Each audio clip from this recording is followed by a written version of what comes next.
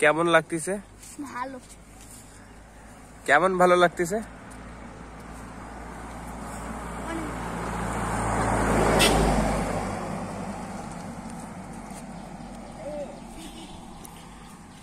বইগুলা দেখাও আমারে, কি কি বই পাইছো তুমি?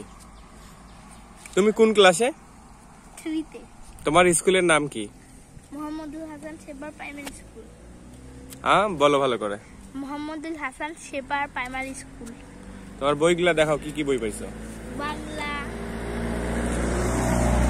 ইংরেজি, প্রাথমিক গণিত, বাংলাদেশ বিশ্ব পরিচয়, প্রাথমিক বিজ্ঞান, ইসলাম শিক্ষা। কয়টা বই হলো? 6টা। গুড।